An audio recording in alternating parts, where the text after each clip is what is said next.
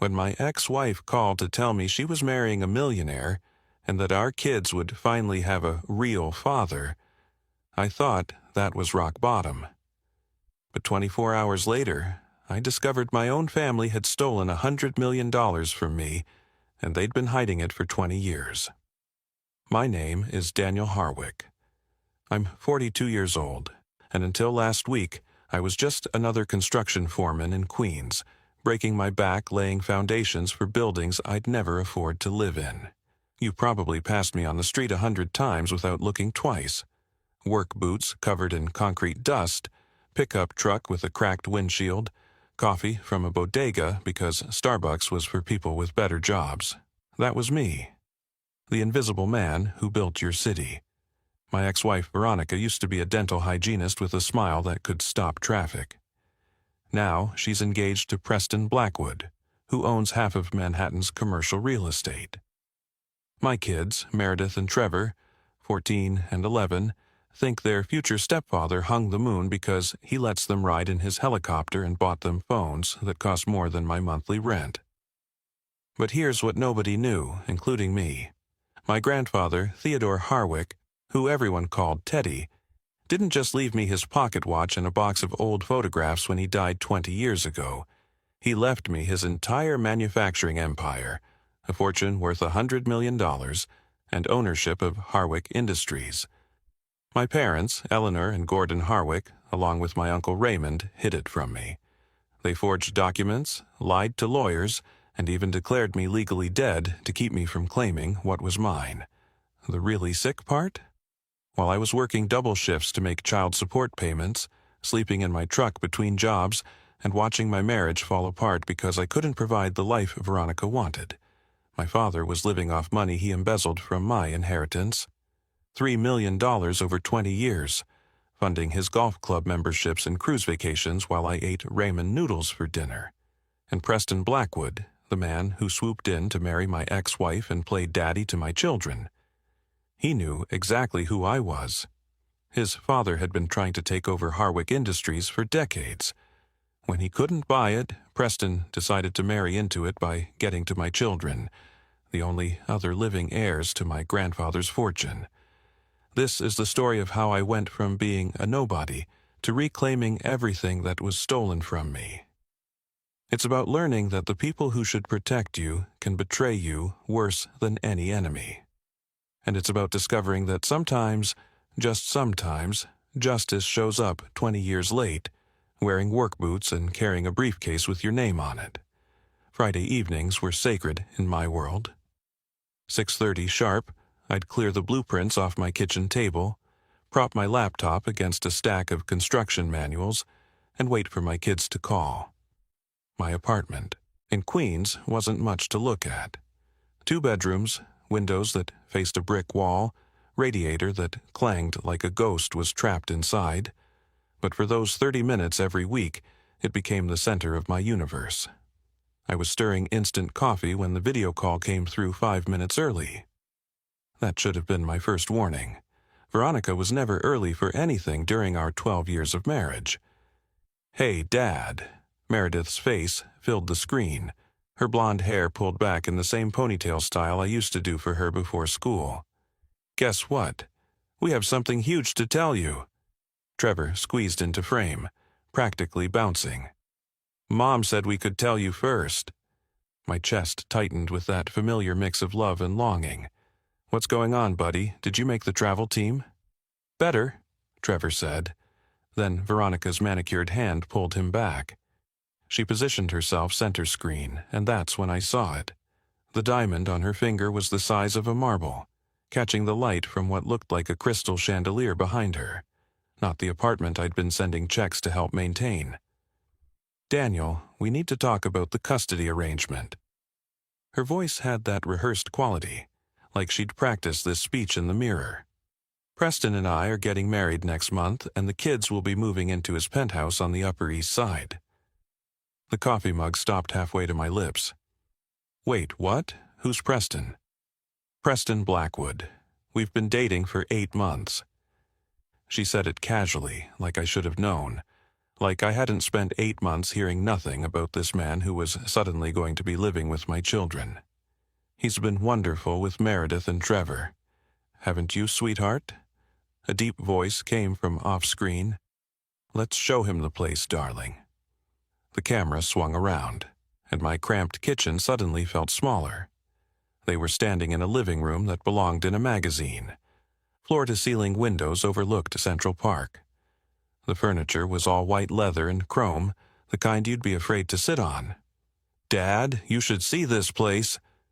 Meredith grabbed the phone, spinning to show me more. "It has an elevator inside the apartment. Like, inside. And my room is bigger than our whole old apartment." "There's a pool on the roof," Trevor added, his excitement killing me by degrees. "And a home theater, and Preston has a driver who takes us anywhere we want." I forced myself to smile. That sounds amazing, guys, really amazing. Veronica took the phone back, and now Preston was beside her. 51 years old according to the quick Google search I was doing while they talked. Salt and pepper hair, tennis tan, the kind of square jaw that belonged on Currency. His suit probably cost more than my truck.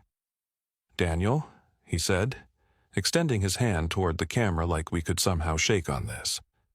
"I want you to know I'm not trying to replace you.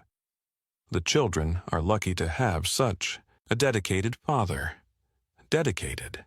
That's what rich people called you when you were broke but still showed up. They'll have opportunities now, Daniel," Veronica continued, her hand on Preston's chest like she was displaying a prize. "Real opportunities. The kind a real father provides. Preston's already talking about private schools in Switzerland, European vacations, trust funds that'll set them up for life." The words hit exactly where she aimed them.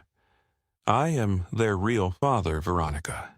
She laughed, that dismissive little sound I remembered from every fight about money we'd ever had. "You're a construction worker who can barely afford their soccer cleats. Last month you had to split the payment for Trevor's uniform into 2 checks. Preston bought him a signed Mickey Mantle baseball collection worth more than your annual salary. Just be happy for them." "Mom," Meredith said quietly, uncomfortable with the cruelty even if she didn't fully understand it. "It's okay, Mer," I said, keeping my voice steady for her sake. "Your mom's right that Preston can give you things I can't." "But Dad," Trevor started. "Hey, we still have our weekend next week, right? I was thinking we could hit Coney Island, ride the cyclone until we're sick." "Actually," Preston interjected, "we're taking them to Martha's Vineyard next weekend, sailing lessons, but the weekend after, certainly." After they hung up, I sat alone at my kitchen table, staring at the black screen of my laptop. The photo tucked into its case showed the 3 of us at Coney Island last summer, Trevor with ice cream on his nose, Meredith making bunny ears behind my head, all of us sunburned and laughing. Our last real vacation together. 7 nights at a motel near the beach, eating pizza on the boardwalk. Building sandcastles like they were still little kids who thought their dad could build anything. Now, they'd have Swiss boarding schools and sailing lessons. And I'd have alternate weekends, when Preston wasn't taking them somewhere better. The next morning arrived with gray skies and the kind of persistent drizzle that made construction work impossible. My foreman called the day off by 6 a.m., which meant I had time for something I'd been putting off for 3 years, cleaning out my childhood bedroom in my parents' house in Westchester.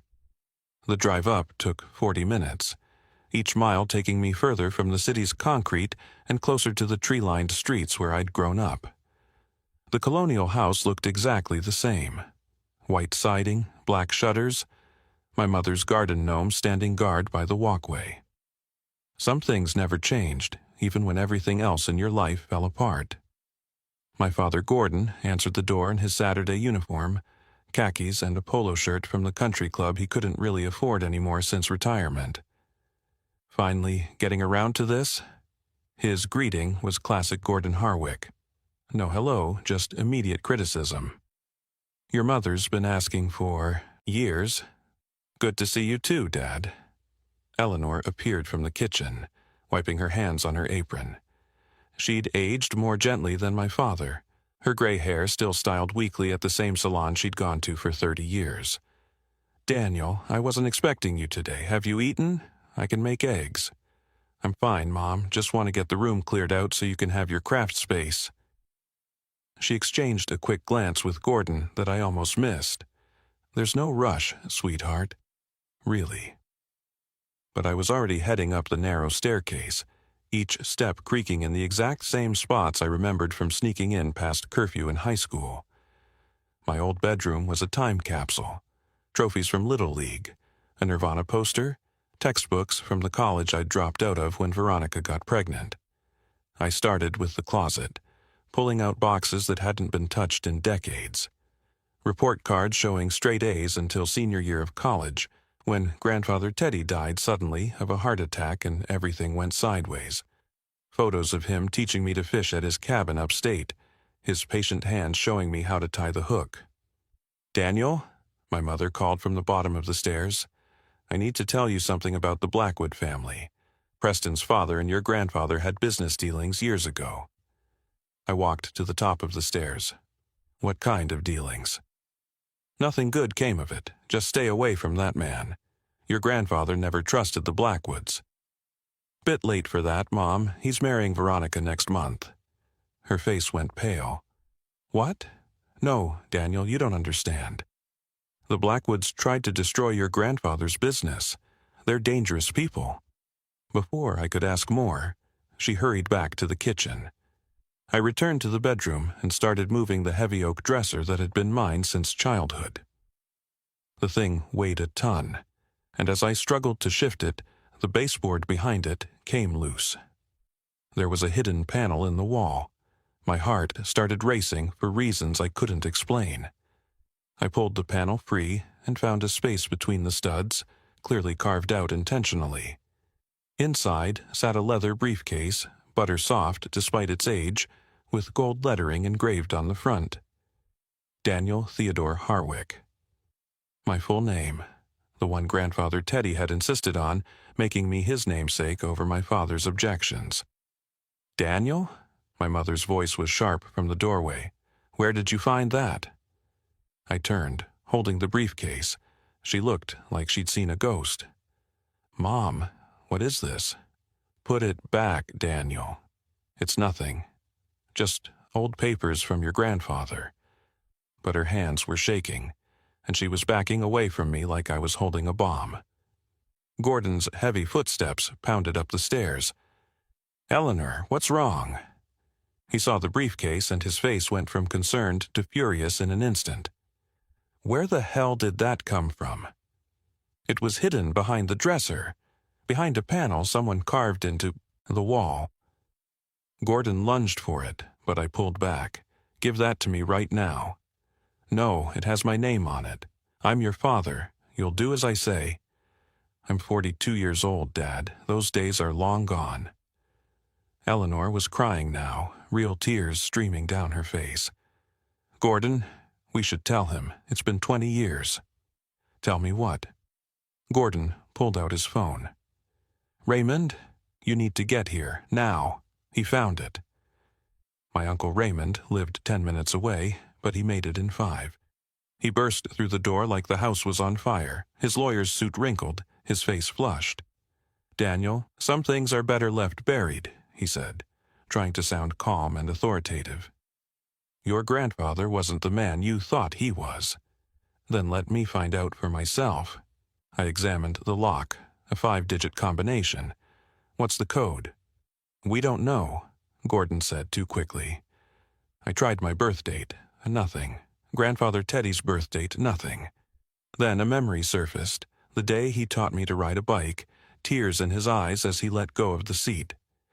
"This is the most important day of my life, Danny boy, July 15th, 1990, the day my grandson learned to fly, 07, 15, and 90. The lock clicked open. Inside the I know you'll become." My mother sobbed. Gordon's face was stone. "I leave my entire estate, all holdings in Harwick Industries, and my personal fortune to my grandson, Daniel Theodore Harwick, to be transferred upon his 21st birthday. Current valuation stands at $100 million, though I expect it to grow considerably. If my son Gordon contests this will, he forfeits his position at the company and his pension. The room erupted. That company was mine. Gordon slammed his fist on my old desk, making the trophies jump. I worked there for 15 years. I earned that position. You embezzled from it for 15 years, Eleanor snapped back, the truth finally spilling out like water through a broken dam. Teddy found out a week before he died. He had the accountants run a full audit. You stole over $200,000, Gordon. I looked between my parents, the floor seeming to tilt beneath me. He stole from Grandpa? Raymond cleared his throat, his lawyer's composure cracking. Your grandfather came to me privately after discovering the theft. He wanted to protect the family from scandal, but couldn't let Gordon inherit the company. So he changed his will, leaving everything to you. When Teddy died of a heart attack the next week, Gordon convinced us that hiding the will was best for everyone. Best for everyone? My voice was rising now. I've been struggling for 20 years. Do you have any idea what my life has been like? You were 21, Gordon said coldly. You'd just dropped out of college because you got that girl pregnant. You would have squandered everything. That girl was my wife. Those pregnancies were your grandchildren, and I dropped out to work 3 jobs to support them because I had nothing. Because you made sure I had nothing. I kept reading from the grandfather's letter. I've also established educational trusts for any children Danny may have. No child of his should ever want for education or opportunity. My kids, I said, the realization hitting me. My kids had trust funds this whole time, while I was working double shifts to pay for Trevor's baseball uniform, while Veronica left me because I couldn't provide for them. Eleanor couldn't meet my eyes. We were going to tell you eventually, but then you got married so young, had kids so fast. Gordon said you weren't ready. Then when Veronica left, you were so angry at the world. I was living in my car after the divorce. The words tore out of me. For 3 months, I showered at the gym and ate at soup kitchens. My kids think I'm a failure. Veronica is marrying another man because I couldn't give them a decent life. You never told us things were that bad, Raymond said weakly. Would it have mattered? You watched me struggle. You all watched. Every Christmas when I showed up with dollar store presents for my kids. Every family dinner where I ordered water because I couldn't afford anything else. You knew exactly how bad things were. I pulled out my phone and started recording. Say it again, Dad, all of it. Tell me again why you stole $100 million from your own son. Gordon lunged for my phone, but I stepped back. You record nothing. I'm recording everything. Uncle Raymond, you're a lawyer. Is this will legally binding? Raymond's shoulders sagged. Yes, it's completely valid, witnessed, notarized, filed with the state. We told everyone you were unreachable, then later that you died. You told people I was dead? Just business associates, the board of directors at Harwick Industries. We needed to prevent questions about succession. I gathered all the documents, my hands steady now despite the rage building in my chest. You stole my life. You stole my children's future. You let my marriage collapse. You watched me break my back on construction sites while you sat on millions that belonged to me.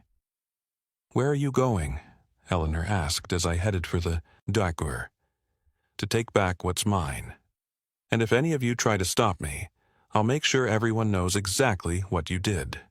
Prison time for embezzlement, fraud, forgery. I bet the local papers would love this story.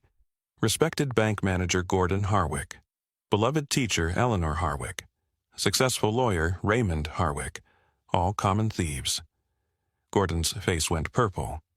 You wouldn't dare disgrace this family.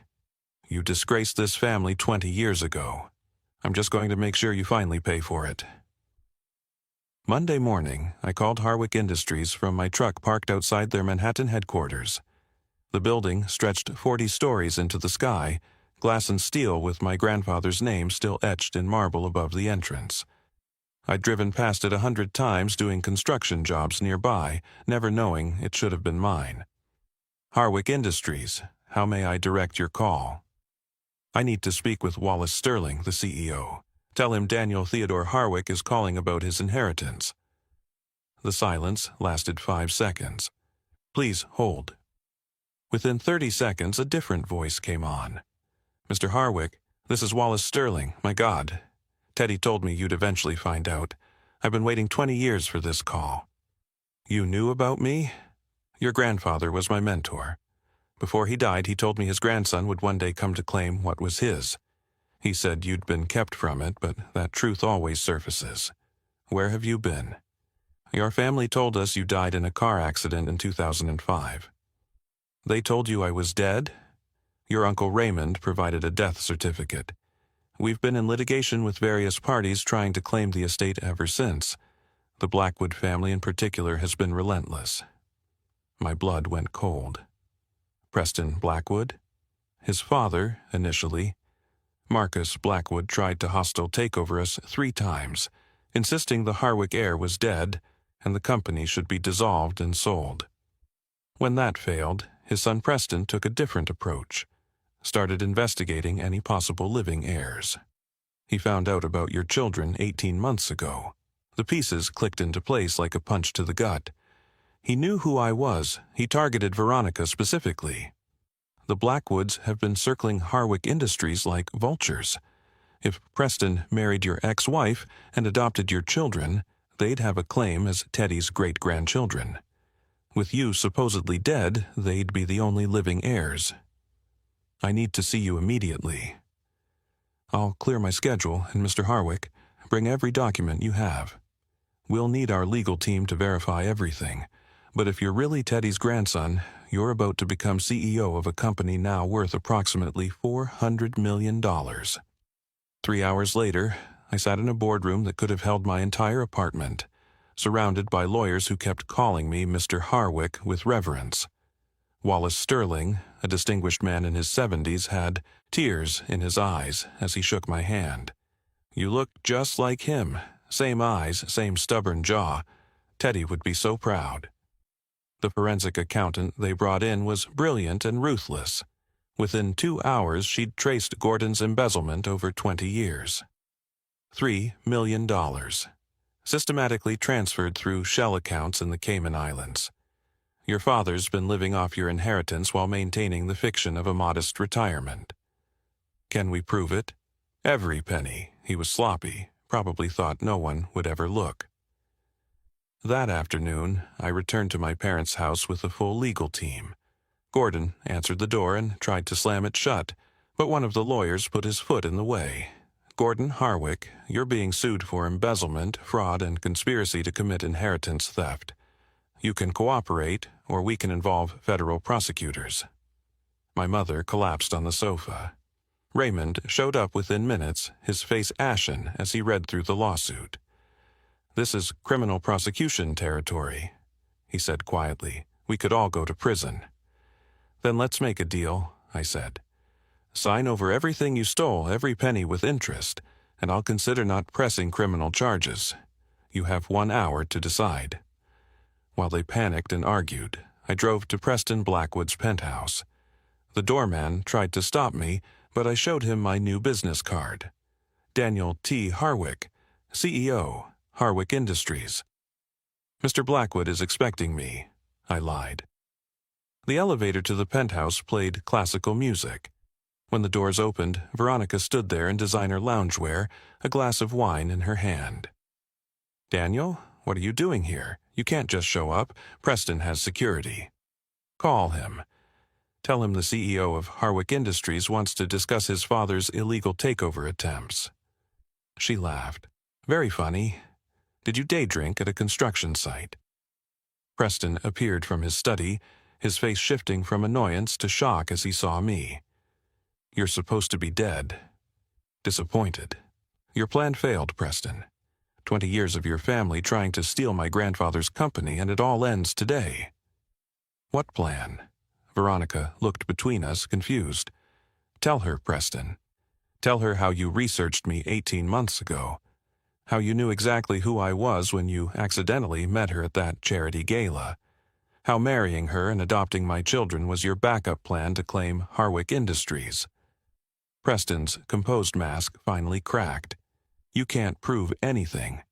I don't have to. The FBI will when they investigate your father's attempted hostile takeovers and fraudulent claims that I was dead.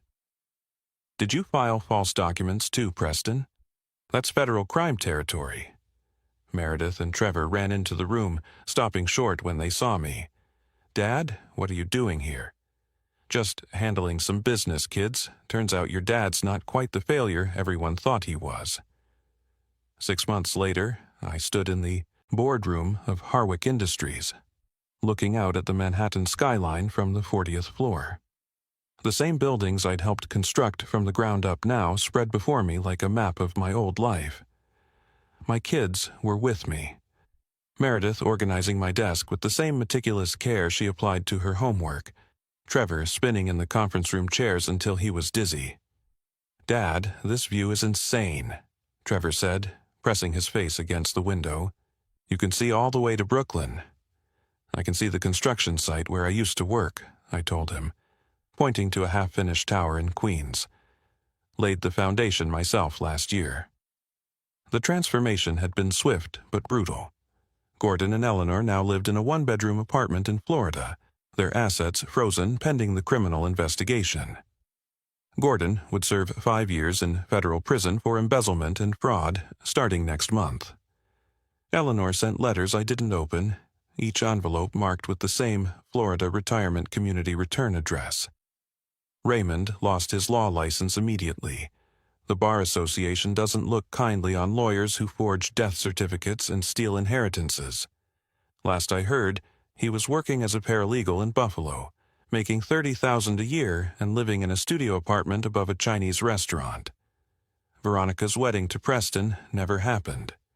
The FBI arrested him 2 weeks after our confrontation for conspiracy, fraud, and racketeering. Turns out the Blackwood family had been pulling similar schemes for years, targeting inherited wealth through marriage and adoption. Preston was looking at 15 to 20 years in federal prison. I always loved you, Daniel, Veronica had said when she showed up at my office uninvited. The money, Preston, none of it mattered. We could try again. You're right, the money didn't matter, I replied. What mattered was that when things got hard, you didn't just leave. You tried to erase me from our children's lives. You told them they needed a real father because I couldn't buy them expensive things. I was trying to give them a better life. No, you were trying to give yourself a better life. There's a difference. She left crying, but I didn't follow. Some bridges were meant to stay burned. The sweetest vindication came from my kids. They chose to live with me full-time, not in Grandfather Teddy's restored estate in Connecticut that I'd initially considered, but in a brownstone in Brooklyn. Nice, but not ostentatious, with a backyard where we could throw a baseball and a kitchen where we actually cooked dinner together.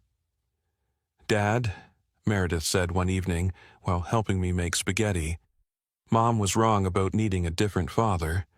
You were already perfect, you just didn't know you were rich. Being rich doesn't make someone a good father, Mare. No, but you were a good father when you had nothing. Remember when you saved for 3 months to buy me that art set? You ate peanut butter, sandwiches for lunch every day. Mom told me later, after she realized what she'd done. Trevor added his own perspective. You're actually cooler now that you don't have to worry about money all the time. You smile more.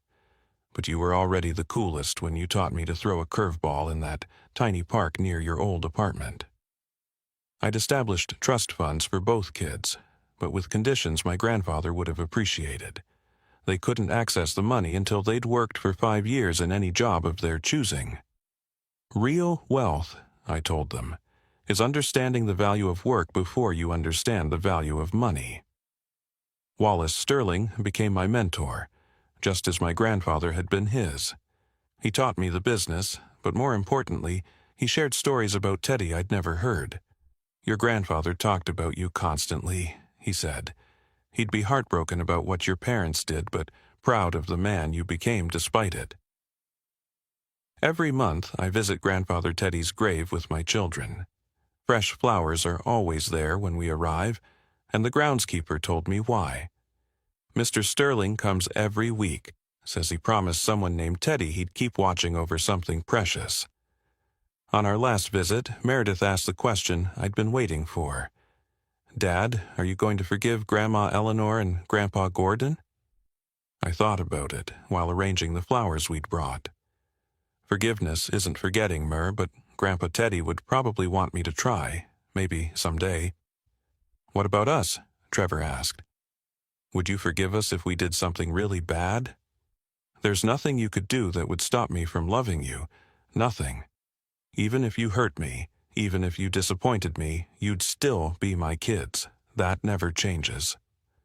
The story could end with me as a bitter millionaire who got his revenge. But that's not what happened. Instead, I learned that finding hidden treasure sometimes means losing the family you thought you had while discovering the family you were meant to build. My grandfather's real gift wasn't the money. It was the chance to become the man he always believed I could be. Some people inherit fortunes, some inherit problems. I inherited both, and somehow that made all the difference. If this story resonated with you, if you've ever felt betrayed by family or underestimated by those who should believe in you, please hit that like button below. Share this video with someone who needs to hear that their current struggles don't define their future worth. And don't forget to subscribe to our channel for more incredible true stories of redemption, justice, and the unbreakable bonds between parents and children. Your support helps us bring these important stories to light. Thank you for watching. And remember, sometimes the greatest inheritances aren't measured in dollars, but in the strength we find to rebuild when everything falls apart.